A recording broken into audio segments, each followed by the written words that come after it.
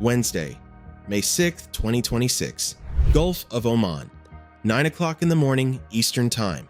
A single fighter jet lifts off the deck of an American aircraft carrier. Below it, 333 meters of Iranian steel moving through international waters, slowly, deliberately, heading for home. The pilot had one job: stop that ship. Not sink it, not threaten it, stop it. What followed was one of the most precise and calculated acts of naval enforcement in modern military history, and a signal to Tehran that America's blockade is not a suggestion. To understand what happened on May 6th, you need to understand what kind of ship the MT Hasna is. 333 meters long. That is longer than 3 American football fields laid end to end. An unladen crude oil carrier built to carry millions of barrels of oil across the world's oceans. At the time of this incident, she was empty, riding high in the water, making her way through the Gulf of Oman, hugging international waters, heading toward an Iranian port. She had been tracked for some time before the moment of decision arrived.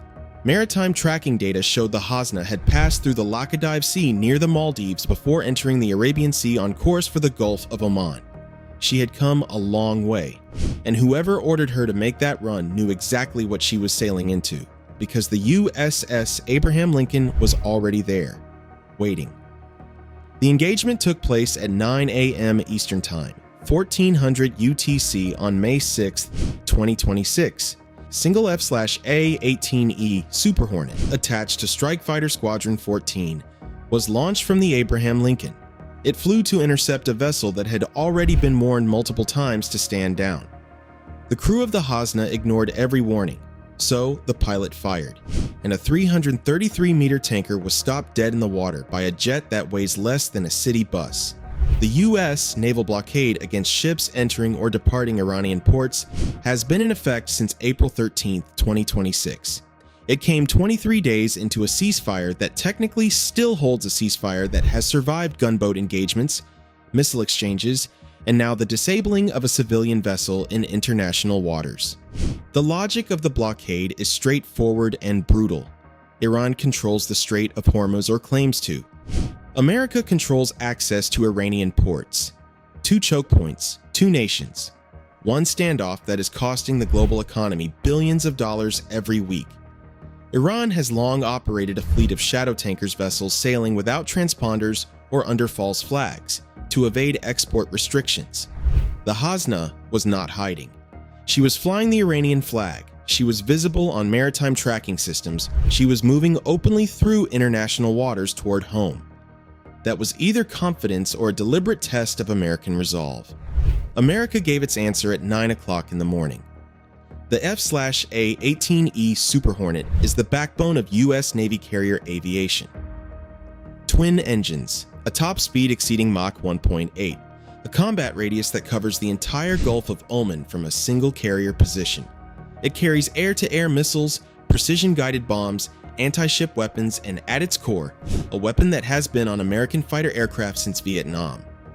The M61 Vulcan cannon, 20mm, 6 rotating barrels, a rate of fire that can deliver over 6,000 rounds per minute. But on May 6th, the pilot did not use the Vulcan to destroy. They used it to operate with the precision of a surgeon. The tactic was designed to immobilize the ship without causing sinking, fires, or environmental damage from an oil spill. The target was not the hull, not the bridge, not the crew. The single mechanical component that steers a ship. Located at the very stern, the most vulnerable and most critical point of a vessel's navigation system. Hit the rudder correctly, and a 333-meter tanker becomes a 333-meter obstacle, going nowhere. U.S. forces issued multiple warnings before the Super Hornet was launched. Radio calls, visual signals, standard maritime warning procedures, each one documented, each one logged, each one ignored by the crew of the Hasna. After shadowing the vessel and issuing multiple warnings, the F/A-18 was launched from the Abraham Lincoln to intercept. The pilot brought the aircraft down to attack altitude over the Gulf of Oman. The tanker below was enormous, a slow-moving target against flat, gray water. But the target within that target was tiny. The rudder assembly at the stern, a precise mechanical component on a vessel the length of 3 football fields. Several 20mm cannon rounds were fired at the ship's rudder, disabling it. Not a missile strike, not a bomb. Cannon rounds direct, controlled, deliberate bursts from a weapon that the pilot aimed and fired at a specific component of a specific ship in international waters. British maritime tracking officials corroborated that a ship had been struck by what they described as an unknown projectile.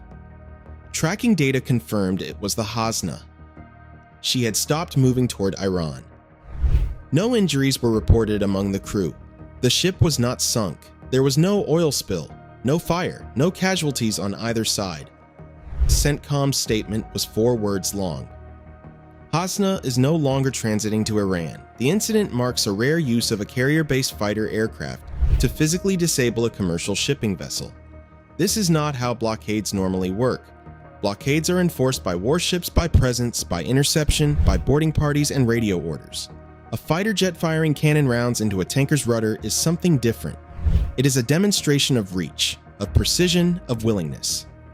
The USS Abraham Lincoln and USS George H.W. Bush are both operating in the region, 2 full carrier strike groups concentrated around the Gulf of Oman and Arabian Sea. That is an enormous concentration of American air power positioned to enforce a blockade that CENTCOM says is exceeding expectations. And there is one more detail from this week that matters. Just 1 day before the Hornet incident, President Trump announced that Project Freedom, the operation to escort commercial ships through the Strait of Hormuz, would be paused. Paused, not ended. And the very next morning, a fighter jet was already in the air over the Gulf of Oman, enforcing the blockade from a different angle entirely. The pause in one operation did not mean a pause in pressure.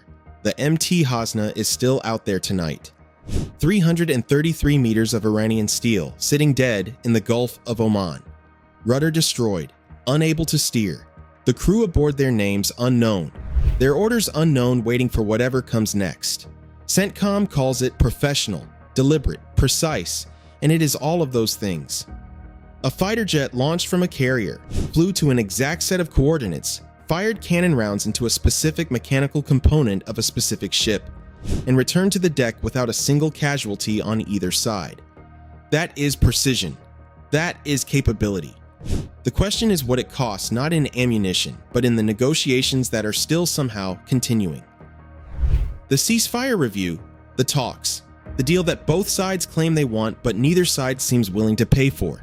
Because every ship that gets disabled is another reason for Tehran to harden its position at the table, and the table is running out of time. 1 jet, 1 cannon, several rounds, a 333-meter tanker stopped. The blockade holds,